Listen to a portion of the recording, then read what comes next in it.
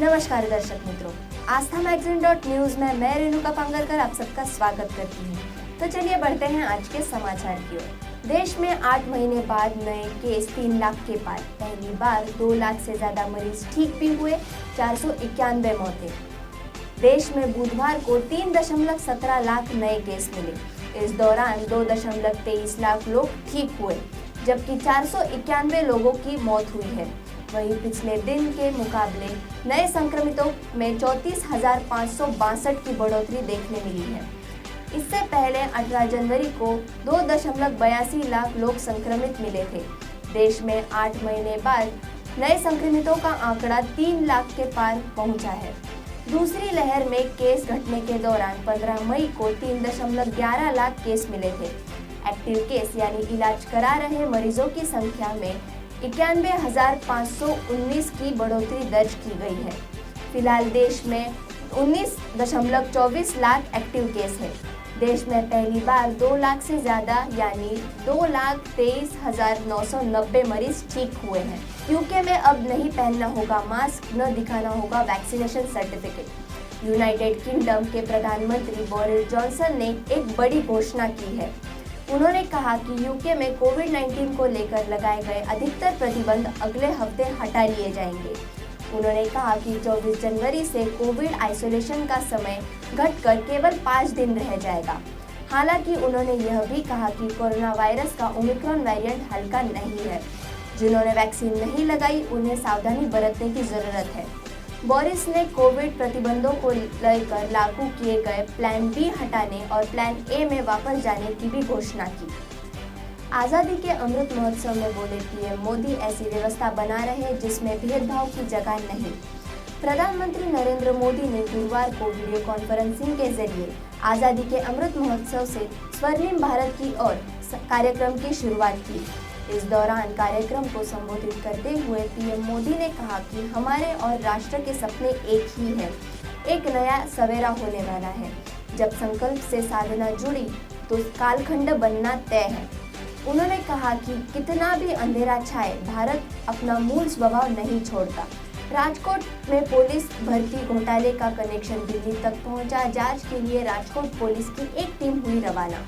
PSI और LRD की चल रही भर्ती प्रक्रिया में किसी भी प्रकार की परीक्षा दिए बगैर सीधे तौर पर ज्वाइनिंग लेटर देने का लालच देकर बेरोजगार युवकों से पैसे ऐंठने की घोटाले को अंजाम देने वाले 2 आरोपियों को राजकोट पुलिस ने गिरफ्तार किया। कैरेबियन नागरिकत्व रखने वाली तथा मूल जूनागढ़ की टिम्बावाड़ी में रहने वाली कृष्णा और मूल जामनगर तथा राजकोट में 150 feet ring road Ayodhya society में रहने वाले जैनिश को गांधीग्राम पुलिस स्टेशन ने गिरफ्तार कर कोर्ट में पेश कर 7 दिन की रिमांड मांगी थी, लेकिन इस दौरान कोर्ट ने 3 दिन की रिमांड मंजूर की है। जानकारी के अनुसार इस पुलिस भर्ती घोटाले का कनेक्शन दिल्ली तक पहुंच गया है। इसीलिए राजकोट पुलिस की एक टीम आरोपियों की गिरफ्तारी के लिए दिल्ली के लिए रवाना हो चुकी है। एलआरडी और पीएसआई भर्ती प्रक्रिया में लाखों रुपए हड़पने वाले इस कौभांड में दिल्ली का एक शख्स शामिल होने की पुष्टि हुई है। गोवा में आज बीजेपी अपने 38 उम्मीदवारों के नाम करेगी घोषित। गोवा में विधानसभा चुनाव एक चरण में 14 फरवरी को होगा और 10 मार्च को नतीजे घोषित किए जाएंगे। गोवा में 40 विधानसभा सीट है, जिसके लिए आज बीजेपी अपने 38 उम्मीदवारों की सूची जारी करेगी। जानकारी के मुताबिक आज दोपहर 1 बजे उत्पल पर्रिकर बीजेपी लिस्ट घोषित करने वाले थे। साथ ही इसके बाद वे मीडिया से बातचीत भी करने वाले थे।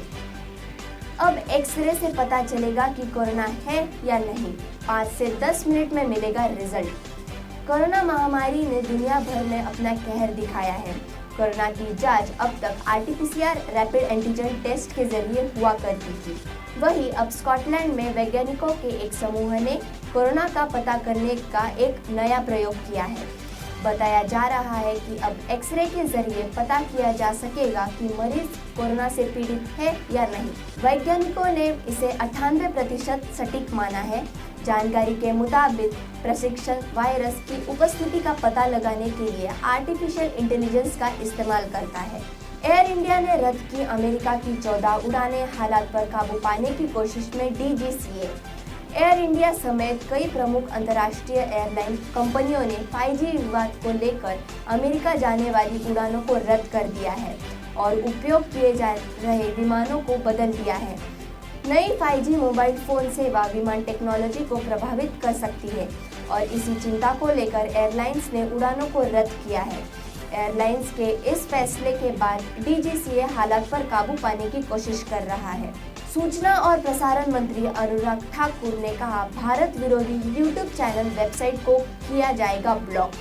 भारत विरोधी प्रोपेगेंडा और फर्जी खबरें फैलाने के लिए 20 YouTube चैनल और 2 वेबसाइट को ब्लॉक किए जाने के कुछ दिन बाद सूचना और प्रसारण मंत्री अनुराग ठाकुर ने बुधवार को चेतावनी दी कि सरकार देश के खिलाफ साजिश रचने वालों के खिलाफ इसी तरह की कार्रवाई जारी रखेगी। इस मुद्दे पर सवालों के जवाब में ठाकुर ने पत्रकारों से कहा, मैंने उनके खिलाफ कार्रवाई का आदेश दिया था। मुझे खुशी है कि दुनिया भर के कई बड़े देशों ने इसका संज्ञान लिया। YouTube भी आगे आया और उन्हें ब्लॉक करने की कार्रवाई की। बजट से पहले वित्त मंत्रालय के अहम विभाग पर कोविड का साया, आवश्यक दिशा निर्देश जारी। वित्त मंत्रालय की ओर से बजट 2022-23 की तैयारियां की जा रही है और वित्त मंत्री निर्मला सीतारमण आगामी 1 फरवरी को देश का बजट 2022 पेश कर सकती है। ऐसे में इकोनॉमिक सर्वे से लेकर बजट तैयारी में महत्वपूर्ण भूमिका निभाने वाले वित्त मंत्रालय के the department of economic affairs के कर्मचारियों पर कोविड-19 की 3rd वेव का गहरा असर पड़ा है। पिछले कुछ सप्ताह में विभाग के कर्मचारियों के कोरोना संक्रमित होने के मामले बढ़े हैं। ऐसे में बजट से पहले विभाग के कर्मचारियों के कोरोना उपचार और आइसोलेशन अवधि, होम क्वारंटाइन व अवकाश पर जाने को लेकर आवश्यक निर्देश जारी किए हैं। पुनीत रंजन ने कहा, भारत के पक्ष में आर्थिक लय अगले 10 सालों में तीसरी सबसे बड़ी अर्थव्यवस्था बन सकता है देश। डिलॉयट के CEO पुनीत रंजन ने कहा कि भारत को विदेशी निवेश के लिहाज से आकर्षण स्थान होने के माहौल को बनाए रखना चाहिए और यह भी सुनिश्चित करना चाहिए कि कोविड के खिलाफ उसकी लड़ाई में उसे सफलता मिले। उन्होंने कहा कि आर्थिक लय भारत के पक्ष में है। रंजन ने PTI भाषा को दिए एक इंटरव्यू में कहा कि भारत 2022 में तेजी से आगे बढ़ने वाली बड़ी अर्थव्यवस्था होगी और इसकी वृद्धि दर 8 और 9% के बीच रहने की संभावना है। उन्होंने कहा कि यह शताब्दी भारत के नाम रहने वाली है। उन्होंने कोरोना वायरस से तत्काल निजात पाने की जरूरत पर जोर देते हुए कहा कि महामारी आर्थिक विकास के मामले में एक रोड़ा है। ऐसे ही समाचार और देश विदेश की खबरों को सुनने के लिए हमारे आस्था magazine.news को लाइक करें, शेयर करें और सब्सक्राइब करें। धन्यवाद। સંસ્કારોનું સિંચન કરતું પારિવારિક મેગેઝિન એટલે આસ્થા ગુજરાતી મેગેઝિન અને ડિજિટલ વેબ ન્યૂઝ પોર્ટલ. આસ્થા સમાચારોનું સચોટ માધ્યમ. વધારે માહિતી માટે વિઝિટ asthamagazine.news.